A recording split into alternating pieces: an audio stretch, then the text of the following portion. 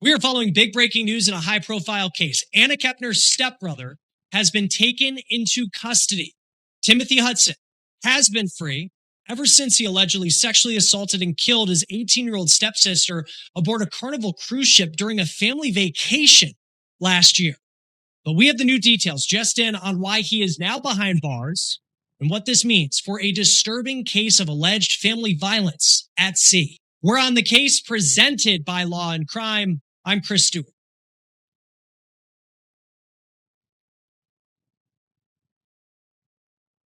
All right, this is a huge update in this story. You might remember at Timothy Hudson's last court hearing, the judge overseeing this case in federal court said that in most situations, it wouldn't even be a question whether someone should be in pretrial detention considering the allegations and the charges that he faces. But because Hudson is just 16 years old, that complicates things. But all of this changed in a major way tonight because Timothy Hudson is now reportedly in the Citrus County Jail in Florida. That was first reported by WESH Television out of Orlando. Citrus County is north of Tampa, and it's on the Gulf Coast of Florida. So this is video you may remember of Timothy Hudson arriving in Miami at federal court earlier this month for a bond hearing. Despite facing the charges of murder and sexual battery, the 16-year-old, up until what we just learned within the last couple of hours, he had been living with a family member on the Gulf Coast of Florida under court-ordered conditions. He hasn't been in jail as of yet, but a court document that was just unsealed that was filed on June 10th shows that the federal judge overseeing this case said that Hudson should be in jail until his trial. In the document, it says, quote, "The danger posed by the conduct charged here, the alleged first-degree murder and aggravated sexual abuse of a young woman and stepsister of the defendant while they were in confined quarters of a ship at sea, is sufficient by itself to require detention," the federal judge writes. He goes on to say, "A now decreed adult defendant charged on probable cause with deliberately taking a human life and sexually assaulting his victim in the course of doing so presents a danger to himself and to others that no curfew, monitor, or custodial placement can be trusted to contain." Now, Hudson had been living with a family member as his case worked through the court system. Initially, he was charged as a juvenile because of his age, and everything about the case to that point was a secret. But then his case got moved into federal adult court, and he is facing incredibly serious charges with very disturbing allegations placed against him. He's accused of strangling his stepsister, Anna Kepner, to death in a stateroom that they were staying in aboard this cruise ship during a family vacation that made multiple stops in the Caribbean. He is accused of sexually assaulting Anna Kepner as well. At a pretrial detention hearing, where the prosecution argued he was a danger based on those allegations, Timothy Hudson's defense had argued that he should be allowed to continue living with his uncle because he had not violated any of the conditions that were put in place when he was in the juvenile system. So with Timothy Hudson now in jail ahead of a trial, what does that mean for where we go next in this story? There's also been recently a more detailed timeline of the allegations laid out in an unsealed document showing us what the FBI says they found aboard that cruise ship. Let's get into that. This story, to understand it, you have to go back to the beginning, which is November 2nd of last year. And that's when Anna Kepner and her family, they board a Carnival cruise ship in Miami. And it was supposed to be a nice vacation. But the living arrangements aboard this cruise ship are definitely of note in this case. 18-year-old Anna was sharing a cabin with her 13-year-old half-brother and her 16-year-old stepbrother. And that 16-year-old's name is Timothy Hudson. Now, across the hall, you had Anna's dad, Christopher Kepner, and you had his wife, a woman named Chantel, who is Timothy Hudson's biological mom. And there were also two female stepsisters of Anna, they're minors, who were staying in the room with the parents. Now, it does seem, for the most part, this cruise went as one would expect. The family sailed on board this ship to multiple spots in the Caribbean, like Cozumel, Mexico. But then on November 7th, this story becomes a tragedy. Documents state that crew members went to clean room 8343 on that morning, and that's when they found the body of 18-year-old Anna Kepner. She had been wrapped in a blanket, and she had been stuffed under her bed, according to investigators. They write, quote, "It appeared that someone had tried to hide her." Now, the FBI then was called because they handle investigations like this on cruise ships and in international waters. And the FBI boards the ship, they interview family members, and then they watch the surveillance video from the ship. And this is very key. Agents also spoke to Anna's half brother, this 13-year-old boy who was sharing the room with Anna, and the murder suspect, Timothy Hudson. Now, after dinner on the night that Anna died, she had gone back to the room because she reportedly wasn't feeling well. But then the 13-year-old tries to go back to that same room to go to sleep. And he says when he opened the door to that stateroom, quote, T, who we now know as Timothy Hudson, put his arm out to block the room entrance from opening and did not allow the minor witness to enter and yelled, quote, "Wait, don't come inside." It's sketchy to say the least, but I don't think anybody at that point would have been anticipating what would be found inside the room and the story that we have now been covering for months. Now, that 13-year-old witness said all the lights to the cabin were on and the doors were open to the bathroom and the closet. Hudson allegedly forced the 13-year-old to then wait outside the stateroom in the hallway. Then, after a period of time, he let him in. So the FBI then lays out a timeline of what they say Hudson allegedly did from watching this surveillance video. And this is incredibly important when you think about the case that prosecutors are going to make. So at 7:35, the night that Anna Kepner dies, documents claim that Timothy Hudson goes to that stateroom he was sharing with her. Then 3 minutes later, at 7:38 p.m., Anna Kepner is seen going into the stateroom. And that is the last time authorities say she is seen alive. Then at 7:51, Anna's 13-year-old half-brother tries to enter the room and he leaves quickly after. Then at 10:13 p.m., Timothy Hudson leaves the stateroom alone. Investigators say in the next hour, there is a good amount of movement going in and out of this room. Quote, upon opening the cabin door at 10:13 p.m., T, who is Timothy Hudson, is seen looking left and right down the hallway, appearing to check if anyone is in the hallway. And then he walks outside of cabin 8343, and this is the only time in which Hudson does that action while exiting the cabin door. Documents then show Hudson going in and out of the cabin 2 more times between 10:12 and 10:49. Then at 10:53, he puts a privacy sign on the door. He then goes back to the cabin just after 11 o'clock at night. And then shortly later at 11:21, the minor half-brother goes into the cabin and he told the FBI he didn't see his sister inside the cabin. He then leaves a couple minutes later at 11:23. Hudson allegedly goes in and out of the cabin at 11:44. Just after midnight at 12:09, you then see the 13-year-old who tries to get into the cabin, and that is when Timothy Hudson allegedly tells him not to come inside, and he forces him to wait in the hallway. He then goes into the room, and it is alleged the 13-year-old then sleeps in that stateroom, not knowing that his half-sister's body would be beneath the bed.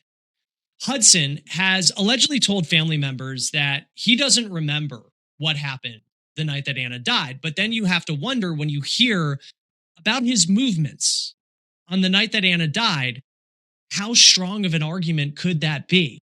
As well as you hear this about what he did with Anna's cell phone, which we're going to talk about in just a moment. That also could be incredibly damning to the defense. Now, the next morning after Anna was allegedly killed, her body is found. And documents show at 11:27 in the morning, Timothy Hudson is seen walking by the stateroom where there was commotion of crew who were trying to figure out how this young woman died. And this is chilling if this is true, what Timothy Hudson allegedly did. According to documents, quote, he makes no effort to look and see what's happening inside, even though so many people are still inside the cabin with the door open. He looks straight ahead and walks away. You would have to think if there was a major amount of commotion in the room where you were staying with your family members, you would at least look, unless you allegedly knew what had already happened to the young woman you were sharing that room with. Now, speaking of Anna, she documented a lot of her life on social media like TikTok. And like a lot of teens, she always had her phone on her. But after her body was found, authorities say that cell phone was missing. The FBI says they found her phone in the ship's lost and found. There was a crew member that said they found it in a trash bin, and it appeared that phone was damaged and smashed. Now, here are some more details. According to investigators, surveillance video allegedly shows Timothy Hudson leaving the cabin at 9:26 in the morning, the day after Kepner was killed. Then he returns at 9:48 in the morning. He then leaves the cabin again at 9:50, and it appears, according to authorities, he had something in his hand. Authorities then follow him on camera as they're following this CCTV, and they see that at 9:52 in the morning, Timothy Hudson allegedly puts his hands in the same trash bin where Anna Kepner's phone is later found. The FBI, beyond having the CCTV footage, they also got the GPS of Anna's phone, and they can see which routers it connects to on the ship. The FBI says they traced that phone and they found it moving on the same route that Timothy Hudson allegedly took to that trash bin, meaning he allegedly took Anna's phone after he allegedly killed her and then dumped it in the trash. Documents then go into detail about how authorities discovered that Anna Kepner had been sexually assaulted. Now, the details of that part of the story, I think they're very important when it comes to this case and the charges that Timothy Hudson is facing, but frankly, they're just too graphic to talk about here. But related to DNA, there has been a big twist in this case. So here's what we know. The medical examiner conducted a rape kit on Anna, and there's a swab that allegedly came back as a hit on Timothy Hudson's DNA, according to investigators. But this is the twist. There was also a hit to someone who authorities are calling minor witness 2 in these documents, and they say it is a boy who lives out of state, and they say he had intercourse with Anna on this cruise. Now, it's unclear what the circumstances are surrounding that individual and whether it could raise any doubt as to what happened. Now, the video only shows the CCTV footage, Hudson, the 13-year-old half-brother, and Kepner going into that room. And then you have the half-brother who's been ruled out as far as being a DNA contributor. The medical examiner says that Timothy Hudson allegedly sexually assaulted Anna before she died. At the detention hearing for Timothy Hudson, the judge overseeing this case said that part of the reason at that moment he was not taking Hudson into custody was more needed to be done to find a facility for Hudson considering his age. The judge also mentioned that he wanted to find a place that would be somewhat close to where his family lives, opposed to a facility in Miami-Dade County where the crime allegedly took place.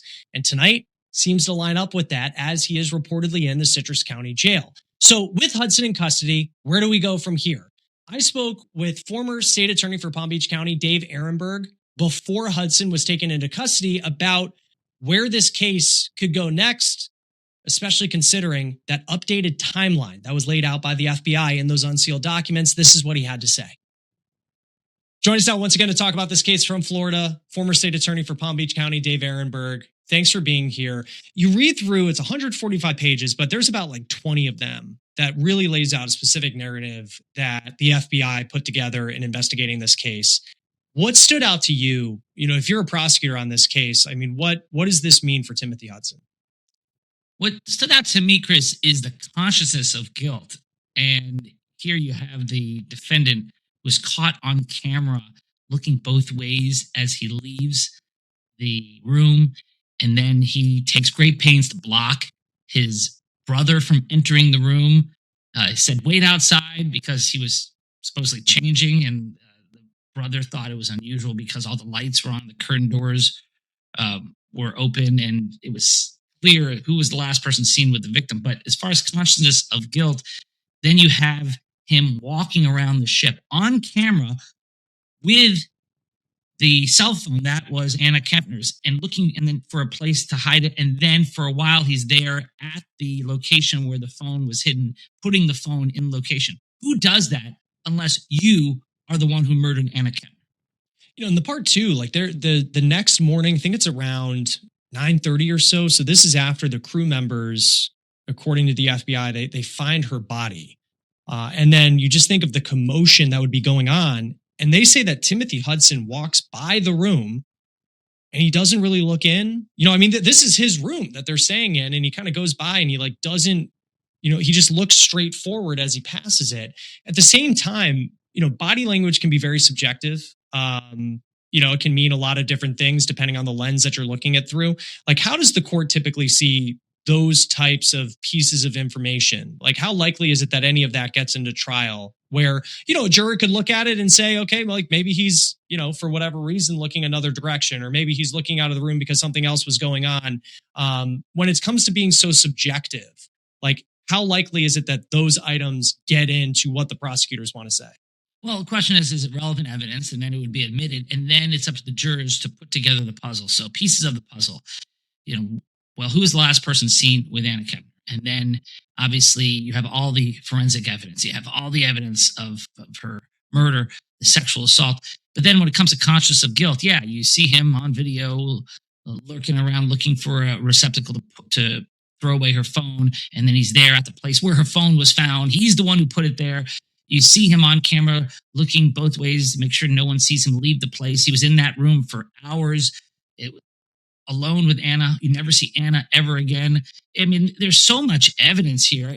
It's I think, going to be hard for the defense to actually make a claim that it could be someone else, except for the fact that there was DNA evidence of someone else who apparently had sex with Anna on the cruise. But at the same time, that as well could be helpful for the prosecution because that establishes motive. Why would someone just snap like this? You have someone who had a long, deep-seated attraction to his stepsister, and then he got enraged when he found out that she was with another guy on the cruise, and that's what motivated him to sexually assault her and then put her in a chokehold until her eardrums popped out. It's chilling. And I'll ask you a little bit just about some of the pretrial arrangements for Timothy Hudson, because it is just, he's 16 years old. I get that, but like what he's accused of is just nasty. It really is, to say the least. There's no camera in the stateroom itself, and we see a lot of movement going in and out, and we know what's been alleged based on the medical examiner's report. But how big of an issue is that for prosecutors? Because at the same time, if you're a really good defense attorney, like you could create this alternate reality, this alternate storyline about what happened, and there's really no proof of what happened inside the room. Obviously, Anna Kepner losing her life, but terms of leading up to what happened, whether there was an argument, whether anything was consensual, there's no video that proves that didn't happen. Well, you can bet that because there is the defendant's DNA found in Anna, that the argument will be as consensual for the sexual assault. And then I don't know what they're going to say for the murder, but they're going to say when this comes to sexual assault that it was consensual. But the evidence belies that. Her underwear was found inside her in a bunched up manner, and that is consistent with an aggressive, involuntary sexual assault. Also, you have her dying from a chokehold where it was so intense, so brutal that her eardrums popped out, and there were severe marks and signs of neck bruising and bruising around the ear. This was not just consensual sex. I don't think anyone could say that. Plus, you'll have the testimony of the former boyfriend of Anna, who said that this defendant had acted in a creepy way around Anna in the past, that he was obsessed with her. She knew it. And yet the family seems to just look the other way when this is all going on. Yeah, and you hear the arrangements of the rooms that were set up, and just the parents were across the hall, but then you have this weird dynamic between Anna and her stepbrother. And even though the parents and the grandparents, it seemed like, they have this great relationship, but at least the grandparents said that, like, it just seems like it wasn't that big of a secret to people who knew them that there was something going on there. Very key witness, it appears, for the first time kind of being identified as the 13-year-old half-brother who was also staying in this room with Anna Kepner and with Timothy Hudson. How does the fact that he was going in and out that night, he apparently is told to stay out of the room for a period of time. The FBI alleges that he actually slept in that room with Anna's body beneath the bed, which is just terrifying as well. How does he factor into how the story is going to be told in court? He'll be a witness because he was the one who was told not to enter the room, very weirdly, by the defendant. He was staying there too. And when the brother tried to get into the room, the defendant made up some story about how he was changing and then locked the door. And then the 13-year-old thought it was unusual because all the lights were on, doors were open, and he just recalled how unusual that is. Now, the defense may try to point at him as the guy who did it, but he was not the last one seen with Anna. He was not the one trying to conceal his actions. It was not his DNA found in Anna. So that would just be a lost cause. I think they'd lose credibility with the jury. I think the better attempt would be to try to shove it on the random person on the ship who Anna had sexual relations with. But at the same time, that too, I think, could be a fool's errand because there's no evidence that he committed any act of violence other than having consensual sex with Anna. So, I mean, they're going to try and throw anything against a wall to see if it'll stick, but the evidence is so compelling against the defendant. Yeah, like, what do you do as a defense attorney at this point? Because I know, like, you could create a defense that, hey, it was consensual. There's all these different defenses that could go out, but it just seems like when you compare it, at least at this point, I think, you compare it to what the FBI is alleging, it just doesn't seem like it would just be kind of this Hail Mary attempt. It feels like, what does a defense attorney do at this point with this young client who is going to be facing a really, really tough case that seems pretty buttoned up, at least from what's being alleged in the documents? Right. Well, that's why I'm a longtime prosecutor, only recently a defense lawyer, because these things are going to be tough to explain. But they can try just to put the prosecution to its burden of proof and say that although there may be evidence of sexual contact, the DNA evidence does not prove when the sexual activity occurred, whether it was consensual. It doesn't prove whether it was related to the cause of death or who caused the death. They can try to say it's the other guy on the ship who did it or the 13-year-old brother. They all had the same cabin, right? And he had access to 13-year-old. They can say the crew staff also had access to the cabin. And they could see if the government's timeline truly excludes everyone else. That's the kind of thing. You've got to prove a case beyond a reasonable doubt. All it takes is one juror to hold out, and that's a hung jury. It is, yeah. I mean, but it just seems really difficult too, where the CCTV footage shows there's Anna Kepner going into the room, Timothy Hudson's going in. You have this 13-year-old, but it appears, at least the FBI, certainly buying his story, is also 13. I mean, that's, very, very young. When it comes to the pretrial stuff, which last week we saw Timothy Hudson, he goes into court and he's able to go home. What do you make of, just based on, I get that he's 16, but with how brutal this murder was, what do you make of the fact that the judge has allowed him to continue living with his uncle? I think there's a bit of inertia here because the fact that he had been on pretrial release throughout this entire process and had not committed any violations, I think made it easier for the judge to say, okay, we're going to continue on this road. Also, he's not really a flight risk. I mean, he's a juvenile. He doesn't have his own private jet. It's not like Diddy where you can just call someone and get a jet to pick him up. He has no real priors, and so he's not really a threat to the community. And so I can understand that even though this is a very serious crime, that they're not going to put him in prison or in jail before trial. The other thing that's important is his age. And so I think all those things combined. Now, he still could because of the fact that he allegedly committed a heinous murder and a sexual assault. Normally, if it's an adult who's charged with these things, they would face pretrial detention. But because he's a juvenile, because he's been out up to this point and has not violated any of the terms, and because he doesn't have really the means to flee, I think there's a good chance he stays in his current status, or perhaps they step up a little bit of house arrest. But I can see that happening, being treated differently than if he were an adult. Yeah, and I thought it was interesting. The judge just straight up said if he was older, it wouldn't really be a question of whether or not he would be held in pretrial detention. But I don't think you can just exclude the fact that he's 16 years old. Another part of this story that was talked about was like any sort of precedent or case law related to this. Of course, this isn't the first time that something bad has happened on a cruise ship before, but is there anything, how unique is this case? Kind of like stepping back, we've talked about it a bunch. Is there any case to you that kind of lines up with what we're dealing with in this one?